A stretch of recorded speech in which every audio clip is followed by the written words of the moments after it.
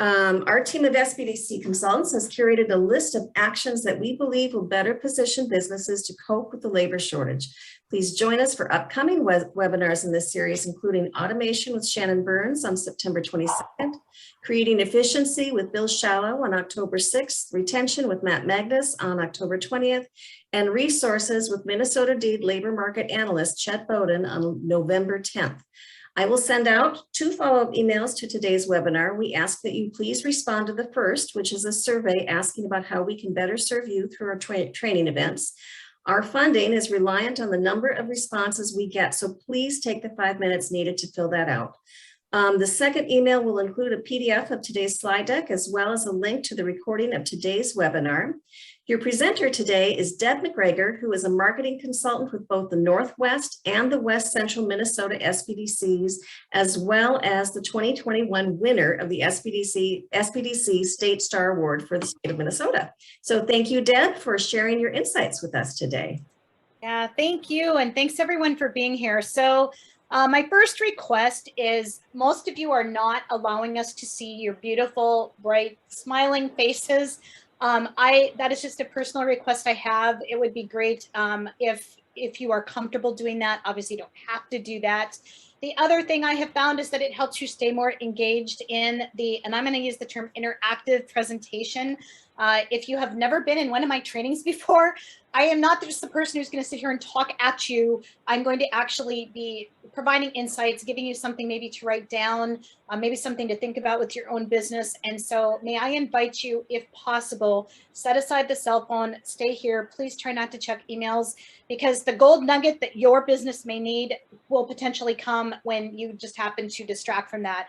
And by the way, everybody who always tells me they're multitasking, it's actually really not as effective as you think. And I could give you the research to show you that, but I'm not going to. So if you haven't seen that, I did put in, please put the type of business that you have and what type of product or service that you sell so that we can continue to educate each other on that.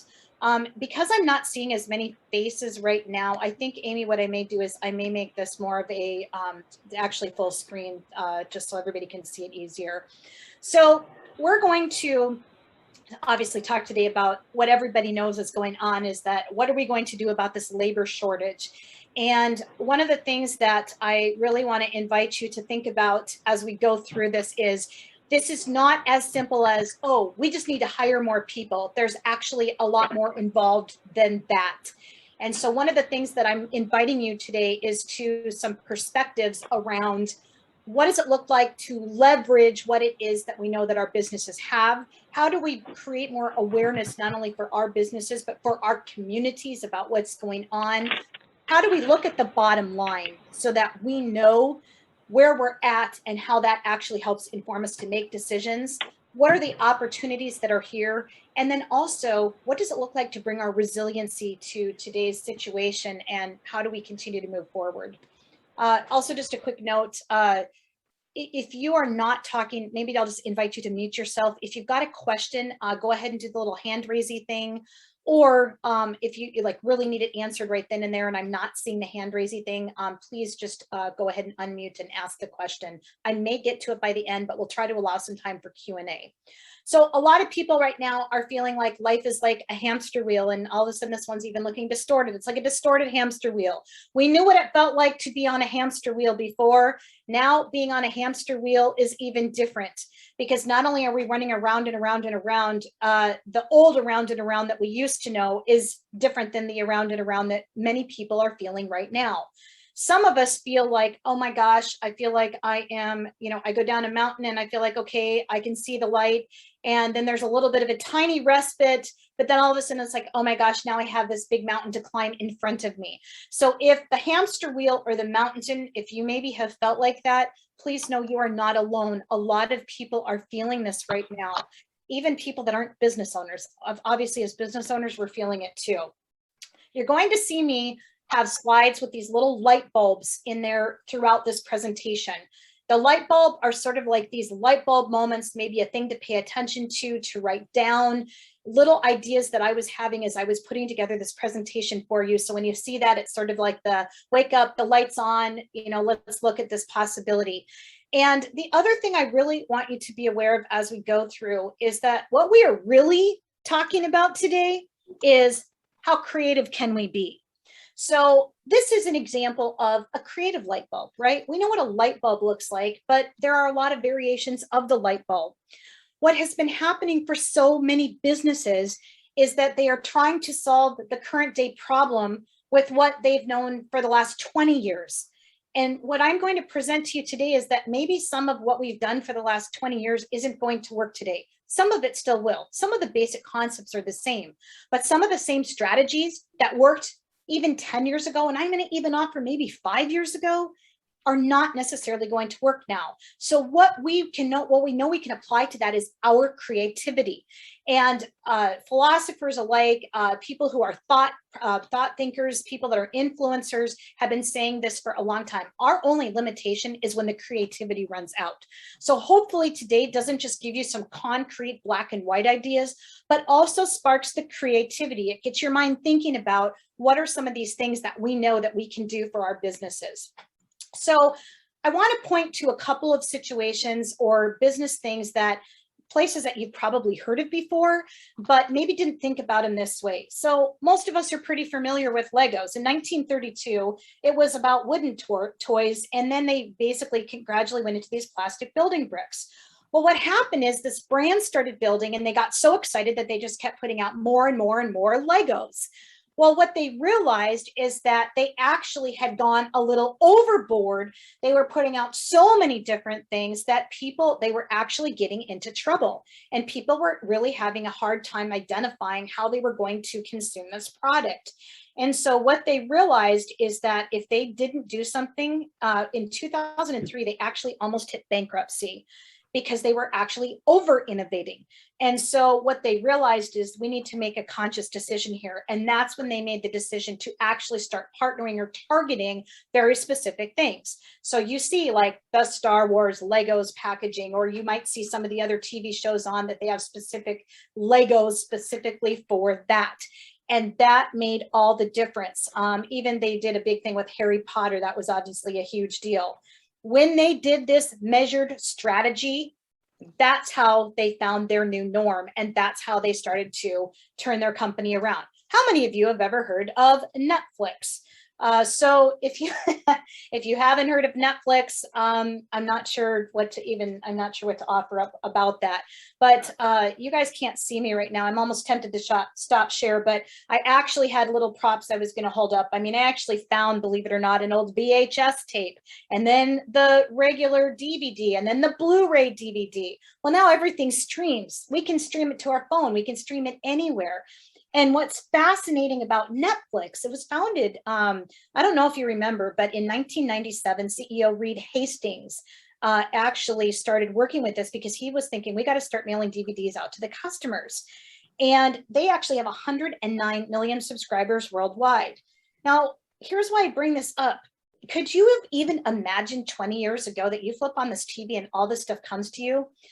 I remember walking into a Blockbuster store, and this is back when we had the VHS, we were moving to DVD, and I remember saying to one of the store owners, don't you worry that there's going to be a day when people don't walk in here to get the DVDs and rent them? Oh, people are always going to want to come and rent these movies. Well, we all know the story of what happened to Blockbusters.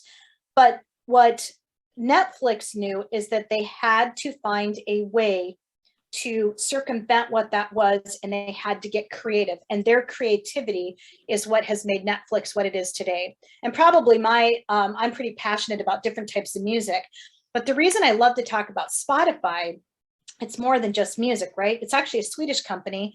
They were launched in 2008. So think about it, that's not that long ago when you stop and think about it. Now everybody knows who Spotify is. And what's fascinating is that they realized that they could change the way people consumed music. And in that, do you guys remember the old 8-track tapes? That's another thing I was digging out. I dug out cassettes and CDs and the old 45s. And I mean, yes, do we still have some of those? I do. I'm some of those generations. And what's fascinating is that Spotify has completely shifted, not just how we're listening to music, how we're accessing podcasts. And I would actually like to put in here that I think they could potentially even disrupt our entire industry by starting, I think they could actually start to do some kind of music labeling and actually have their own content. Why do I talk about these things? I realize they're not our local companies. I talk about them to inspire you, because this is when I talk about creativity and needing to think about different ways of how we look at the labor shortage. It's important to look at what other people have done to shift, because if we aren't starting to do some of those things, we could seriously really become even bigger than just what we're experiencing with the labor shortage. A couple of snapshot statistics for you. These are taken from the Minnesota Employment and Economic Development. I don't need to like read this entirely to you. I'm going to give you the summary thing. Feel free to snapshot this if you want. If you look at what started happening between 2015 and 2035, we already knew that we were seeing a decline in what we knew was going to be the population that was working, 62% to 57%. That's very significant. And it's worth talking about. We were actually talking at the SBDC that even before the pandemic, we knew that this was coming, and we were starting to talk about it and train people about it, and then COVID hit. And so people sort of forgot that we were talking about this. So I almost want to say, like, this isn't necessarily new news. There are components of it that are new news, but this isn't all new news. And so this is important to look at. There's also some statistics here I want you guys to look at for the unemployment stats, and also how many people from Minnesota that normally do go to work. And quite frankly, I think the majority of Minnesotans enjoy going to work, especially if we're doing something that we love.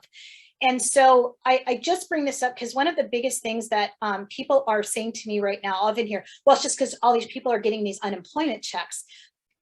Friends, I do want to invite you to keep looking into the statistics bigger, because there may be a small percentage of people who are not returning because of that. What it's doing is shifting the way that people are looking at returning to work. And the number is actually lower than you think. And we had a beautiful speaker with beautiful wisdom in June that actually presented the statistics on the unemployment situation. And it is not what people are making up in their minds. It has become we need to blame something. So that's what we're going to blame. I want to mention to you as we get into this that there's two terms that I want you to think about, and I want to make a distinction about, and that is easy and easier. There is really nothing easy about what is going on right now. I don't think that we can say there's really anything that was easy about the last 18 months. And really, can we really say there's a lot that's easy about life? I mean, it's not always easy. There are things we can do to make it easier. That's what I want to talk to you about today. What are some of the things we can do to make it easier? Because I think we all know it. I mean, I'm a business owner myself. I know that it has not been easy, but there are things that we can do to make it easier. So I do understand also from a person who owns a business perspective. I am not just talking to you as a consultant today. So one of the things we want to talk about is how do we leverage what it is that we always have? So the first thing that I like to say to you is write down, grab your sheet of paper. I want you to write down in your business right now, what is working? Because for a lot of businesses, there are things actually right now, some of them they found out through the pandemic, that they're actually going, you know what, this is really working. What products are working? They're also finding out that some of the products that are working now are not products that were working 2 years ago. I mean, all we have to do is look at a mask. We have businesses that were selling $25,000 worth of masks a month during the pandemic. That was clearly working for them. They're probably not selling $25,000 worth now. There may be people getting a new mask or two right now, but it's not the same as it was a year ago. Looking at our delivery methods, what is working about the delivery methods? What isn't working about the delivery methods? Another great example. We have companies such as a steel company that before they may have been using their own truck. Well, what we know now is that if they couldn't hire somebody to do that, they were actually contracting with a company that did have people still working and that were driving the truck. And so they were able to, because of that, they were able to basically subcontract out. They actually saved money by using that as a delivery method to make sure that their customers got the steel that they needed. That's just one example. You're going to hear me kind of just pop in examples here and there. What's working with our people and what isn't working with our people? What is working with the people that we have now? So one of the things that probably a lot of you have seen people offering these sign-on bonuses or all these little things are trying to incentivize people. Well, we have a lot of people that are already with you right now. And I just want to invite you into perspective for just a moment and think about, here's this person who's been with you for 2 years, stuck it out through thick and thin and has done all of this stuff. And they have given everything they've gotten. And maybe you found ways to work with that. And then the next thing they know, they see a thing that says, oh, the person that just got hired next to me got hired for more money. And they're also getting the sign-on bonus. And I've been with you for the last 2 years. I just invite you in a perspective of what does that feel like to that individual? So if we're choosing to use those I can't even say that word now, incentivization, that doesn't even sound like a word, incentive programs, then we want to be thinking about, well, what am I doing to the people that are still here and with me? Because that is what's working or what's not working. That is really important to be looking at. At the same time that we are looking at leveraging what is working, we want to be aware of the systems, because sometimes we have systems that are working for us. And sometimes by not having systems in place, it can actually work against us. People who are using Square systems know all the capabilities that Square can do. Some people are not using any type of a system, and so they're actually needing more labor to make that happen.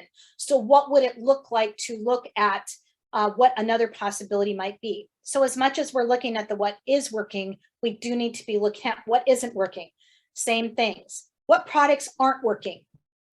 What delivery methods aren't working? What is maybe not working with the people? And there can be different variations of that. We may need to have a longer conversation about that. And then what systems are not working? And one of the things on this product piece, I just recently worked with a client, and one of the things that we identified is that there was one particular grouping of a type, a genre of product that just wasn't working. I said, just get it out on clearance, move it out. Because if you think about, if you're in a retail space, look at every single inch of how much money you're bringing in for each of those inches, right? If you're a mechanic garage, you're looking at, okay, I can do oil changes all day. How much money can I'm using up my bay for this amount of time to do that, and I'm only making X amount of money, versus maybe I'm doing these kind of services and I can use that bay and I can do this. And at the same time, I may be looking at the oil change as a way to get a customer in to be doing additional services. So all of those things need to be looked at for what is and what isn't working. And it's really, really important. Please jot down these questions or grab a snapshot. I'll put them up one at a time. So if you want to take the snapshot, just wait till the end. And I believe Amy is also sending these out at the end of the presentation. Ask yourselves these questions, because this is what's going to give you leverage to even be getting somebody into your door in the first place that wants to work there. Like, why are you a great place to work? I'm going to drop a little truth bomb on you right now. If you're not a great place to work and you've gotten a reputation as not being a great place to work, guess what? You probably really aren't having people apply there. One fascinating thing in one of the communities where I serve is there are a certain grouping of restaurants are having no problems getting support, getting wait staff, getting anybody to come in, cook staff, etc.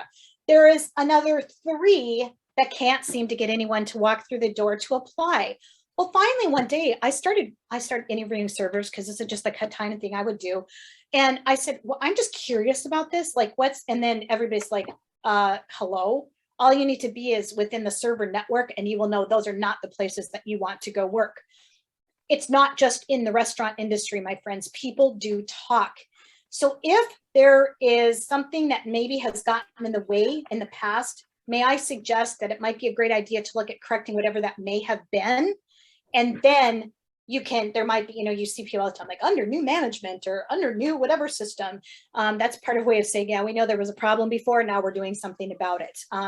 There's marketing ways we can handle those things. What do customers love about you? Because those things that customers love about you are probably the same reasons that somebody is going to enjoy going there. I think about my favorite coffee places. When that barista meets me with a smile and is happy to make me a latte And I can just tell they enjoy working there. And because it's like by the way, happy people that work for you make happy customers because they're going to treat your customers better. What's something unique you do for employees? Some of the people, like sometimes they'll offer a 10% discount on shopping items. Some folks in restaurants, they may offer like 1 meal per shift.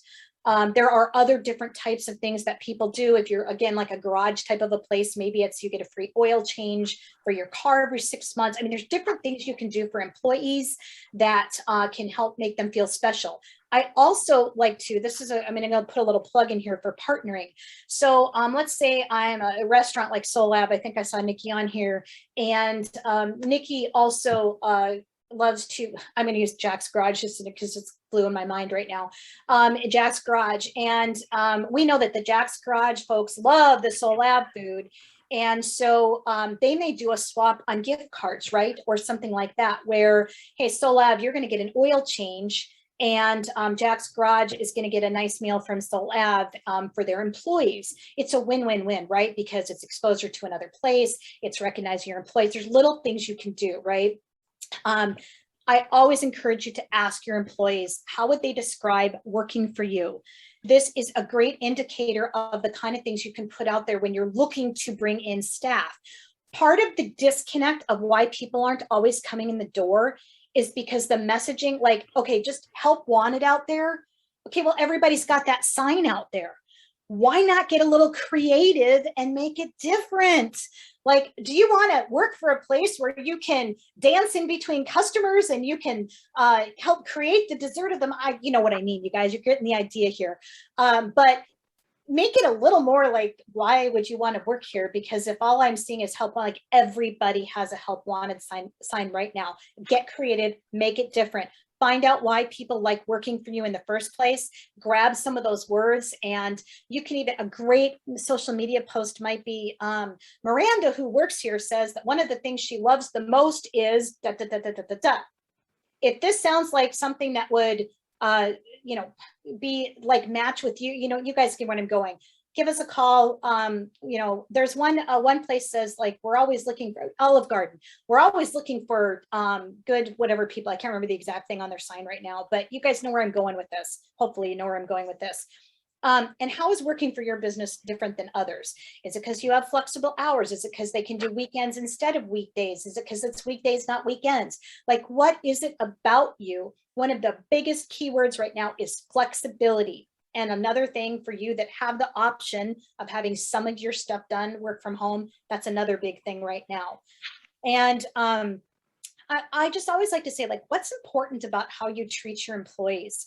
One thing in researching this presentation is I looked at what places never seem to have an issue with keeping staff or getting staff, and they retain their staff. And it's how they treat it. Really, a lot of it is how they treat their employees. And it's not just, you guys, it's not just money. It's kind words. It's being respectful. It's like you're a part of the team. It's the culture. It's the culture that you create. That's a big deal. So here's the light bulb. Make sure you're taking that information we just filled out, because these are things that you're going to be able to use to leverage your business as a place to work. Messaging matters. How you are putting that message out there to get those employees matters. And also that little snapshot thing we did can also be used to maybe just sort of go, maybe this is a place I need to make a little adjustment that would make me more likely to be a place where someone would want to come and work. And my pro tip is ask your employees to answer some of these questions. You may be surprised at the responses. I always love when I walk into a business and I am trying to have a conversation with the whole team, and the boss person is always, well, they this and they this and they this, and I'm like, okay. And I'll try to look, I'll say, well, David, I would love to know, what do you enjoy most about working here? And sometimes boss person will start to try to answer for David, and I'll be like, with all due respect, I really want to hear this from David. So one of the things is we often make up, and we all do it all the time. I do it all the time. I'm making up right now. What's everybody thinking about this presentation? Because I can't see you. So I'm getting no feed. Like, I'm not getting, like, I'm used to having that. And so right now in my mind, I'm like, well, okay, here we go. And I can't really get that. So I just have to make up in my mind what I'm thinking right now. We make up stuff all the time. Ask your employees, treat with respect, invite voice into the conversation. They're the people that are in that, so much of that direct supervision to the clients all the time. And they're amazingly brilliant people. People are your best resource. They really are.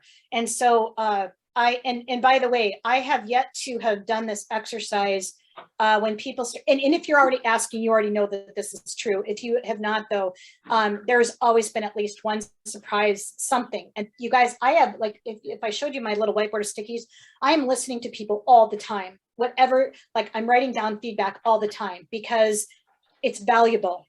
It's one of your best assets for value. Now we need to create awareness about what's happening. How do we put these pieces together? Because we know that, okay, we may need people, but it may be that we need to get the system to be more productive. And so it truly is like doing that. Your business vision is, as you look at that business vision, this is going to help you look at how you're going to be serving those customers. So what you put in for labor will be impacted by that. Customers, and I just have to remind us that your employees are internal customers. So it's as important how we're looking at treating the internal customer as how we're treating the external customer. And I just said it earlier, when you treat your employees well, they will treat your customers well. It just happens, right? It's sort of like when you go through a line and somebody pays for your coffee in advance of you, it just kind of puts a smile on your face and it kind of makes you want to pay for coffee for the next person. They've done studies on this. Sometimes it can get over 100 in a row where it's the pay it forward thing, right? When you are treating your customers well, it's the same thing. That then ties back to the business vision. You have to be clear on what that business vision is and have awareness of it to make sure that those two are matching. That is another clue for you in how do you actually deal with this labor piece, because it's not always just about adding in a person. So this is where I like to do these little inventory things. Look at the skills of the people you have now. Sometimes, number one, sometimes you got somebody in the wrong, it's kind of like, the seat on the bus kind of a thing. But sometimes you will find out that somebody's got a skill set. So let's say somebody's like a 30-hour-a-week person, frontline, they're helping your people all the time. And they'd love 40 hours, but they can't do 40 hours right in where the place of business is. But they're amazing on social media. What would it look like if they managed the social media from home and then we're able to get a little bit of extra time, but it solved your social media thing of getting you out there? Right? Even some live videos or something like that would be awesome. Looking at the goals, what are the goals of your business? One thing that I would just also invite into a perspective, bigger is not always better. Sometimes, and we've seen this during the pandemic, is that sometimes it actually is more advantageous for us to go, you know what? This is my scope. This is what I'm going to do. Instead of trying to expand to just get bigger, bigger, and bigger, we're going to really look at what can we maximize, where can we have the best bottom line result, what does that look like? And that may be another thing. It may not be actually that you need to make a labor, hire more labor. It may be, we're going to streamline the business and this is what we're going to do and this is where we're going to focus. We have actually had several businesses do that during the pandemic, and guess what? Released a ton of headache off of them. So I want to mention that. So looking at your goals, if you just want to be bigger, better, whatever, because you do, that's a different conversation. What's fascinating is that I'm going to get to this in the bottom line part too, but just because we're making sales, we can be big and make all these sales in the world doesn't necessarily mean that you're profitable. We're going to get to that in just a minute. And then energy. What kind of energy is flowing around your place? You can't really manage time. I hope we all know that. There's 24 hours. What we can do is manage energy around time. And so things that tend to, like one person, okay, I'm going to use really bizarre examples here. You ever watch somebody fill the napkin thing in a restaurant? The ones that you put on the middle of the table? Some people do it amazingly fast. Some people, it will take them 3 times as long as the person who does it amazingly fast. We all have different energies around different job things. So this is part of that, looking at in that inventory with the people that you have already. Where do they thrive? Where do they actually excel and soar? If you've ever done anything like StrengthsFinder, the research will show you when you are doing something in your skill set, you can do it like 1,000 times better. Like it's like it just happens. You just do it, right? You just go with it. And when you're trying to do something that you're not as good at, it will just, it's like the rah, rah, rah, rah, rah, like the on the Peanuts commercial, or the cartoon. So I would invite you to look at, where do you notice people's skills, and where are your goals, and how does that tie into the energy?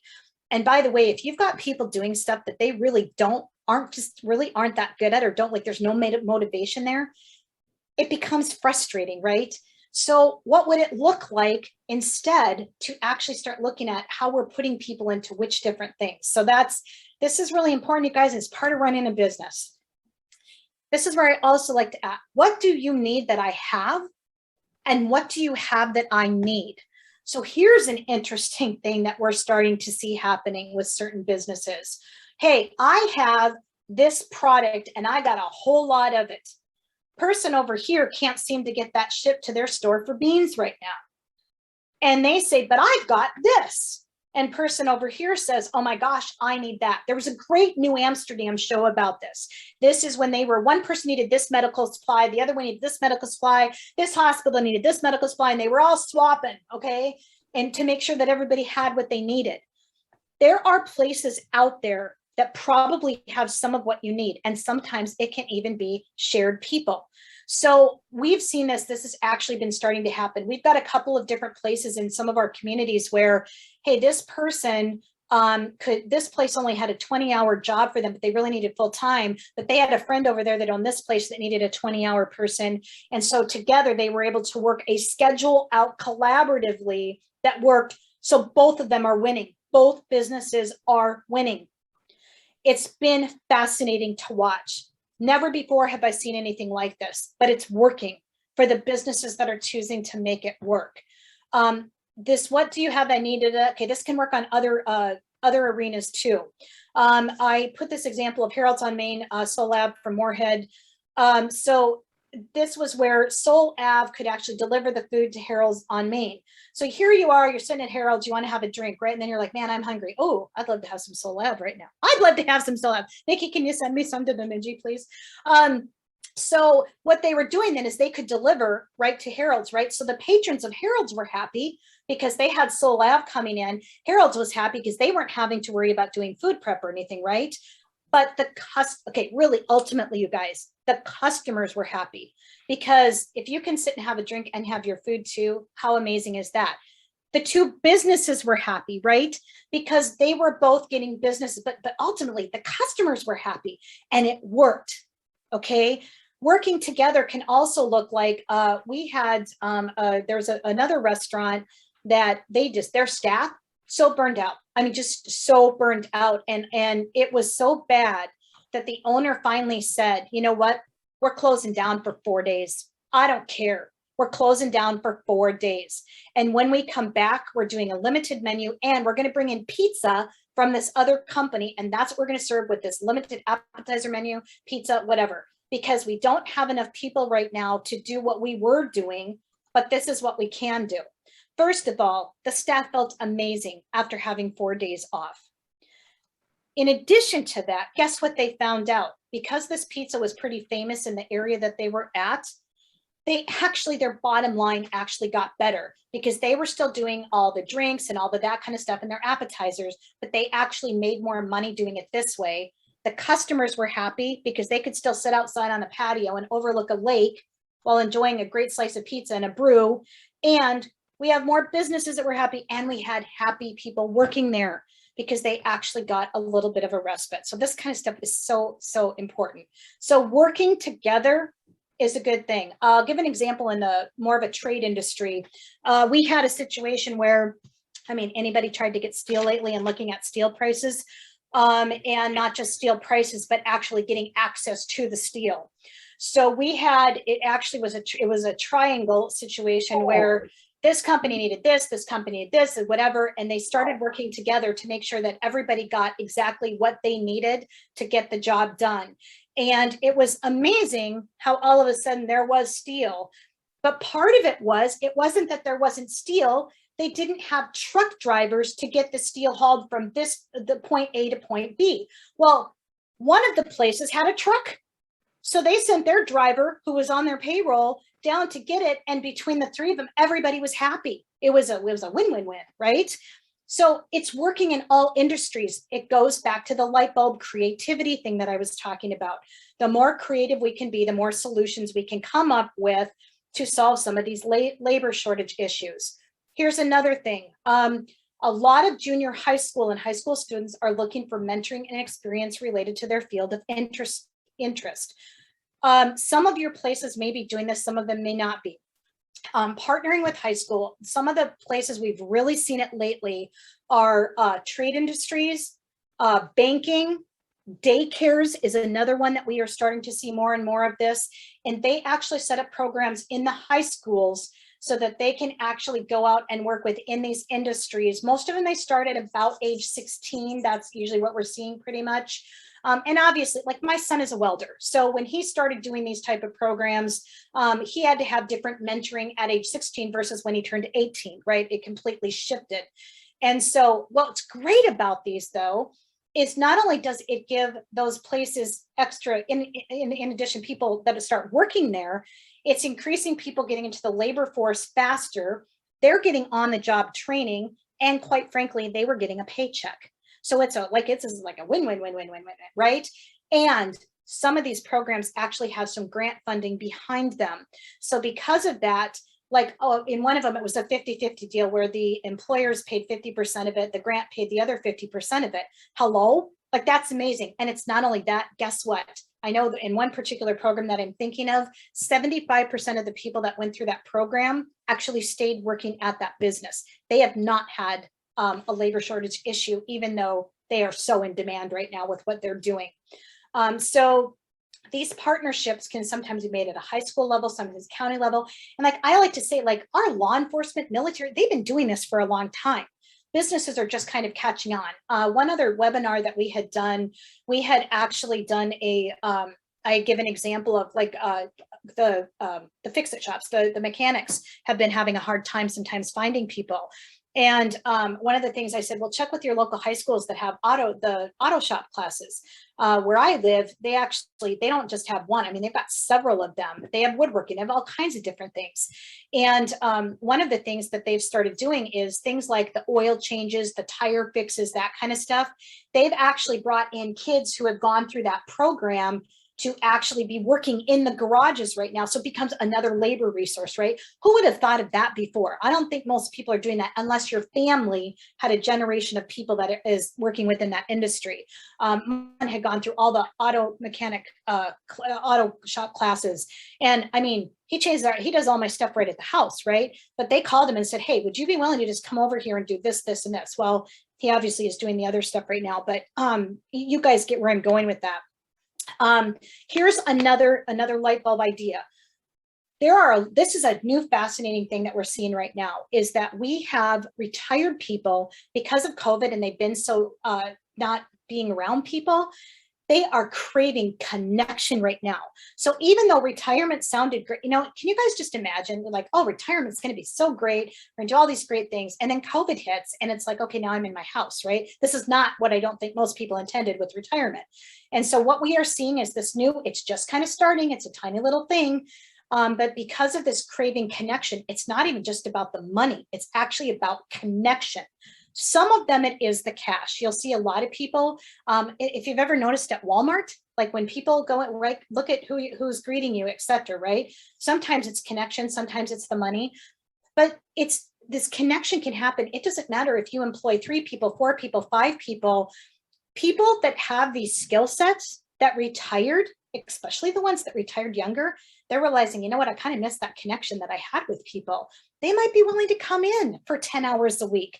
So that, again, it frames how you're looking for people. Like I can see a really cool ad, like, did you retire and realizing maybe you missed seeing some bright, but you guys know what I'm saying. Like, hey, we're looking for people who maybe you're retired, but you're realizing, hey, I kind of miss doing this. We'd love to chat with you, kind of a thing. Looking for 10 hours a week, kind of a thing. They may not be full time, but guess what? Somebody who had 30 years of experience, coming in for 10 hours a week, I bet they probably can perform pretty effectively and efficiently. I'm going to make up that could be true. So people that maybe had been in your industry are a great resource for doing that kind of thing. And by the way, I should mention with the Small Business Development Center, like I specialize in marketing, and we also have people who specialize in like financials and that type of thing. If you are not already a client of the SBDC, I invite you to do that, because then you can keep working with us beyond this. These are at no cost to you. And the reason I mention that is because some of you may be seeing this like, well, that's great, but where do I start? That's where we can help you with, here's what that ad could sound like, or here's where you should put that to get the most effective maybe results. So that's the kind of stuff we can help you with. That's why we are here. I would be remiss if I did not mention now is a good time to get looking at that bottom line. Here's why, you guys. Sales and profits are not the same. I was just working with a client yesterday, and he kept saying to me, oh, but my sales are so high, but my sales are so high. And I kept saying, but what are your profits? Well, I start looking at these. This individual has been losing a lot of money every month because they were not looking at the bottom line. All they kept seeing was sales. Well, guess what happens? You're getting COVID money, you're getting this, you're getting that, right? So you think, oh, I've got this money. But if you're not watching the bottom line, this could be this is like a piece of the conversation, right? And so sometimes streamlining things can make a difference for this. But we all know this is not new news, you guys. But we either have to increase the revenue or decrease the costs, right? So do you remember when I was saying sometimes we make decisions to not go bigger and better like this? But we say, you know what, I can actually be better by doing this and really honing in on what I'm good at and the service or the products that I want to be putting out there. So again, a reminder, SBDC consultants can help you with this. We have specialists who actually will help walk you through a profit loss statement, so you know what your bottom line really is. Avoiding doing this is not serving you. Guessing where you at is not serving you. Okay, this is me. I feel like, rah, rah. I'm sorry. And I hope I'm coming off in the way that I mean to be coming off here. It is all about the care of your business. And what we have learned throughout this pandemic is that there are a lot of businesses that didn't necessarily know how to track this kind of stuff. And so that's one of the reasons that we're here, to help you learn how to track this stuff. I'm really watching over the next 12 months when all these great these monies go away. My biggest concern is that without that extra money that's been infusing in and looking at where we're making decisions and how we're making decisions, I'm worried about what this looks like 6 months to 12 months from now. That's why we want you to be working on that stuff now. So when we are looking at these labor and bringing in people, there's also opportunities that get created. So here's a great example, QR codes. Do you guys remember that QR codes actually came out like 8 to 10 years ago, maybe even a little bit longer? And then they never took hold, right? People just weren't using them. Well, guess what has come back like full force in this pandemic? It's QR codes. You can put your phone right over that thing and there's your menu. Well, guess what? That saves you guys remember the person that puts your menu down and then they got to collect the menu? Actually using QR codes. So here's what's happened. Our world is getting trained to use these technologies. Part of the reason QR codes didn't really land before is because the public said, we're not going to buy in. We're not going to, we don't want to do that. We'd rather have the menu. And I agree. It's lovely to sit down and have this nice menu in front of you, especially if you're at a nicer place. But the public is getting trained. We actually had taken a trip somewhere and everything was QR code. If you didn't use the QR code, you didn't order. Bang, guess what? Everybody figured it out. I haven't trained my 80 and 81-year-old parents how to use it. Online delivery systems. So why is this important? Well, because more and more people are getting trained into how to use online systems, whether they're ordering their food, whether they're scheduling maintenance on a vehicle, whether they're offering what they do on Zoom. So stop and think about this for people that can now pop onto Zoom and they can have 50 people on a Zoom room doing the same fitness class that maybe before they could only put 8 people in person. So it's still one person training the class, but you have more access to more people. So you can actually increase your profits. So it's not necessarily about hiring more people. It's about hiring the right people who can deliver that service right in that method. All right. If people are ordering online You don't necessarily, it's less of the person having to grab the phone and take the order. They can be putting their time into making sure that all the other functions are going effective. Part of this, and by the way, if you notice a little confronting going on or pushback going on, because my guess is by now at least 1 or 2 people have definitely had that. And may I invite you to get curious about what is the pushback really about? Because part of this, my friends, it's about the resistance to change, what we probably are aware of. Businesses are changing and evolving all the time. That's why I use those examples at the beginning of the Legos, the Netflix, and the Spotify. Can you imagine if it's what happened to Blockbuster. Blockbuster chose not to change, and we know the end of that story. This is also a time to be making lemonade out of the lemons and looking at, this goes back to knowing your staff, but also that skill set of staff and where they can go. If you haven't tried a Real Good Cookie, may I invite you to add that to your home fun list. They are actually out of Grand Forks, and they own like a brewery restaurant kind of a place, but the pandemic hits, right? She's like, what are we gonna do? Well, one of her kids says, well, you know, Mom, you make those Real Good cookies. And she's like, yeah, I do. And you know, they sell sometimes. So she starts doing more of the Real Good cookies. Next thing she knows, this thing has taken off so much. She has now shipped to, they have put out over 50,000 cookies, 47 states. They're delivering them all over. They're amazing cookies. And she's kind of expanded. But what she chose to do, she has kind of her, like, you know, the bestseller. She has a couple others, but you don't have 36 different types of cookies. She knows the ones that sells. That's where she focuses on. She can streamline the effort. And they sell. They're good cookies. Now, if they weren't good cookies, this probably wouldn't have worked. But she has done so well with that. Now it's like, oh, what do I want to do this other thing? Because I'm actually doing better over here, right? So sometimes something you stumble upon to make it, you can actually start streamlining that effort. So she streamlined her staff to be able to do that. They started making more money. And here's the other thing. They're a fun place to be. Guess what? She never seems to have a problem finding employees. Not that I know of. Compass Rose, I put that in there. She did the same thing. She recognized people wanted more personalized experiences.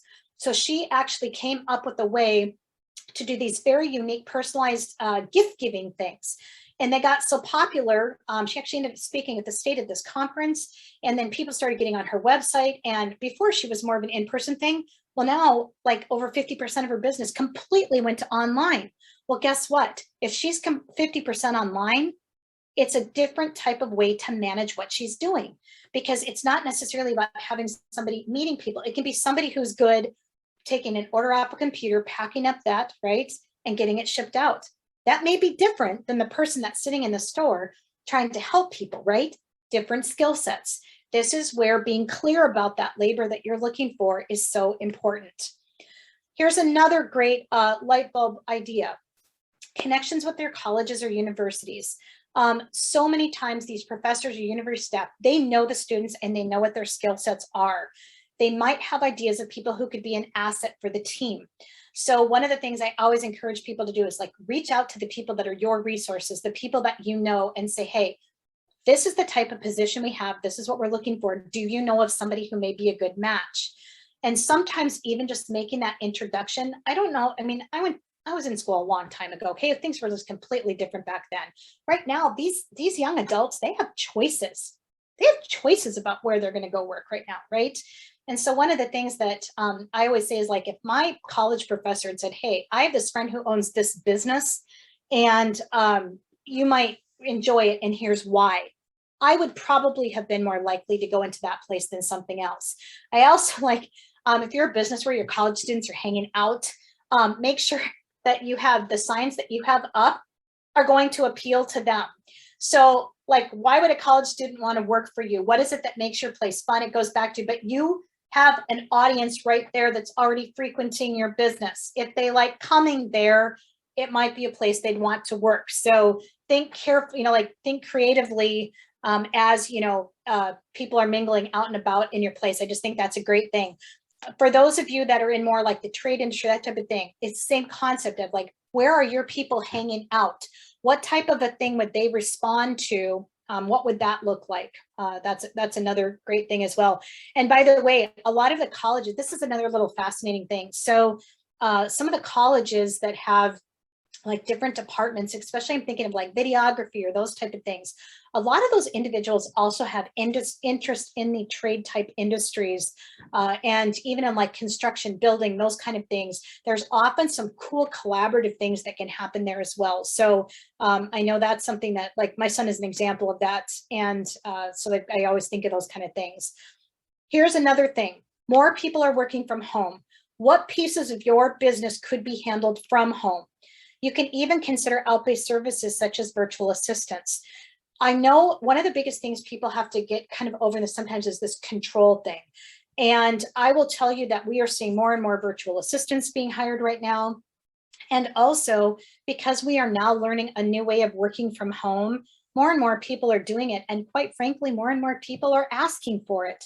And for a lot of people, they actually perform extremely well and they're very productive when they work from home. Now look at somebody like myself, like I work from home. I'm extremely productive. I don't think Matt's probably on this call. I don't think Matt's ever worried about me not doing what I do, because you build a trust, right? And the longer you do it and the more you do it, it just becomes more and more natural. Another interesting group right now, like the empty nesters. So last year, this was more, we didn't hire as much from this group because a lot of the college students were actually, or people that normally would have gone to trade schools, they were doing it from home. But now all of a sudden it's like, oh, they got that bonus year. And now it's like, oh my gosh, what am I going to do now? Empty nesters could be a great, like, here's a great way for you to continue to be around people, to interact. You've got world experience. We want to, we want to talk to you. By the way, the place where my daughter works, their philosophy, they've got over 100 employees there. They've got, some of the people have college degrees, like the people that are doing very specific types of things, but the majority of the people that they hire, they will hire and train in. And here's what their philosophy is. You cannot, like, somebody who has great customer service skills, who knows how to work with people and be with people, is willing to learn, is coachable, all those things. That's what's hard to train. We can train you how to count money. We can train you how to make a deposit. We can train you in that. But some of that other stuff, very hard to train. So be thinking like, like, we can train you, but do you know how to smile? I mean, sometimes I feel like in ads, do you know how to smile? Do you know how to not give me a sarcastic comment when I did it, right? You guys know where I'm going with this. We also have a lot of homeschooling moms and dads right now, and that's another little market. And sometimes they'll get up and they'll work. I've got a friend, a homeschooling mom of 7 kids. She gets up and works from 4:30 in the morning until 7:30. And then she basically goes to school and then she works again at night. She has set hours at night. So she's working about 6 hours a day. It works for them. It works for the employer. And she's incredibly efficient and effective. My guess is she does in 30 hours what most people do in 40 at a job, because she has to be that focused. I have to talk about resilience, because resilience is our ability to adapt. We can adapt because we know resiliency is about our recovery, right? And we are able to recover because we've recuperated. And when we are not taking time to recuperate, it makes it very hard for us to recover. So I am just going to say right now, I know it's hard. I know this is not easy, because I know it's hard for me to take time off. But here's what I know. There's a stake in that. When we don't take time to recuperate, the problem is that our stress levels are higher. And when we are high stress, we have brain fog. We are not making decisions. Like, it's very hard to make. Either we don't make a decision, or we're just making decisions that, like, not even making sense decisions. Our tempers are probably a little bit shorter. We don't tend to be as empathetic. We have less patience, and we lose our creative ideas. And that's one of the reasons it is so important for us to take time. Like I told you about that business. They just said, we're closing for 4 days. This is it. We are closing for 4 days. Our healthcare obviously doesn't really have that option right now. But I will tell you, my brother, who is a nurse practitioner in an emergency room, they basically said, you are taking 10 days off. He has not had a day off. I don't even want to tell you the last time he had a day off. It's so bad where he is with the pandemic right now. They flat out said, we will deal with it and we will figure it out, but you need to go. You're taking 10 days stretch off. And we were not even calling you as backup, because part of the problem is they're all getting called in on backup. And he said it was amazing, the difference. And he is even in the healthcare profession. They just said, we'll figure it out. And then and then he got back, and then it was somebody else's, right? They just said, we have to do this or nobody's going to, like, the compassion fatigue is so bad, right? But guess what? We have business fatigue right now. Okay. Any of us that own a business right now, we know what we're talking about here. And it's so, so important, even if it just means, and guess what though? Please don't forget to inform your customers. If you're going to do this, that maybe I can suggest that just doing it, but not letting your customers know, that may not, that may be a little, there's another business I'm thinking of. She actually paid for her staff that is stuck by her in this pandemic. And they're small, they're 4 on their staff, but she actually paid them for a week, and they took a week-long respite. All of them did. And within that respite time, 2 of the days they actually spent going to farms that provide some of the items that they carry within their place. But how cool is that? Like, I just thought that was like super cool.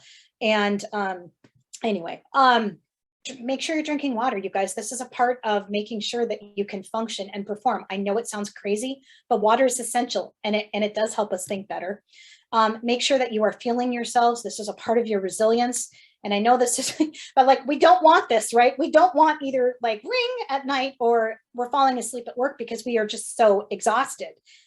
Wouldn't this be amazing? And that's one of my goals for all of us, because this is about reconnecting, finding, because as we get these things sorted through and you get your business into this functioning place with the right staff in the right seat on the bus, and you serving the way you want to be serving, and not just throwing stuff out there, but actually having this intention on what you're doing, then I think it's possible to kind of start looking like that. And just a reminder to take time out, whether it's meditation, prayer, quiet time. Please do not underestimate the power of breathing. Before I make major decisions, I make sure that I am doing breathing for at least 3 minutes, the deep breaths in, holding it, and then breathing out. It is so critical. I cannot stress this enough, you guys. If we cannot get to this place, it's hard to even write an ad to hire somebody, right? Like, it's just so, so critical. So I'm before I count, just on the mark here. This was a lot. Okay, so I'm gonna stop sharing. I wanna remind you that we have other trainings coming up. For those of you that were looking at that systems on the inventory sheet, the automation that Shannon's doing will be great. That's on the 22nd. And then we talked about being more efficient, et cetera. Make sure you get the creating efficiency, and then retaining people is going to be excellent on the 20th. That will help you with, again, retaining people. I hope I've given you some ideas for that today. And then the resources, November 10th is also going to be excellent. Additional resources for you. I'm going to do the stop share to make sure if we have any questions. Let's see, do we have, Amy, I hope you've been watching chat too. I cannot see anybody. I'm choosing to believe you are all still there. But does anybody have any questions? Okay, good. Okay, Carlos, okay. I think we have mostly introductions in the chat, but I would encourage, I've muted everyone at some point. So if you want to unmute and just ask your question, feel free.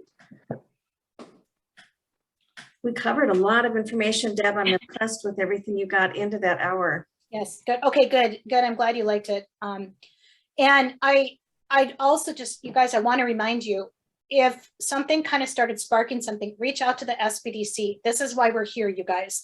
We are here to help you. So if something you kind of went, oh, that's kind of interesting, I would be happy to go through it in more depth with you, and also to give you more specific ideas within your specific industry, right? I tried to give you some diverse, like working with high school more in the, some of those kind of programs, and, how you write your ads and that type of thing. But I'm serious about this inventory of who you've already got on, because one thing we're finding in this is that we're actually finding some like, oh, this would work better here and this would better. It's like that puzzle piece thing. And we're very good at this kind of stuff. This is like this. I love doing this kind of stuff. So please do not hesitate to reach out. And Amy, you are going to mail the deck to everybody, right? Yep, I'll email the deck, and I've recorded today's webinar. So once that's recorded and I can edit out the kind of fumbling at the beginning and any fumbling at the end, then I will send that out, that link. Okay, perfect. Well, I want to thank everybody for joining us, and I hope this has been helpful to you. And And if it's been helpful, great, please let us know. If it hasn't been helpful, what I would love to do is have a one-on-one with you to find out what would make it helpful for you, because we try to it's such a cross section. I mean, I think we've worked with over 400 businesses during the pandemic. So Yeah. we try to cross section it, but sometimes your thing is so specific. Please, let's have a conversation, because we have worked with pretty much any style of anything, online, in person, manufacturing, just all of the above. Yeah.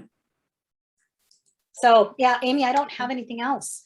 I thank you everyone for joining us, and we'll call it an end to the webinar, and reach out. You can call our office number at 218-299-3037 if you want to reach out and talk to one of our consultants. There's no fee for that.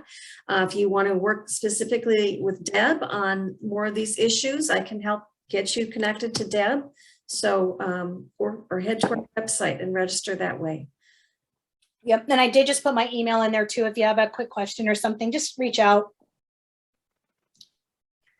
I may respond at 10:30 at night, but don't worry, it'll go to your email. Just turn your email off. I'm gonna our sleep issues. So, all right. Well, thanks everybody. Have a great day. All right. Bye. Bye-bye. Thank you, everyone.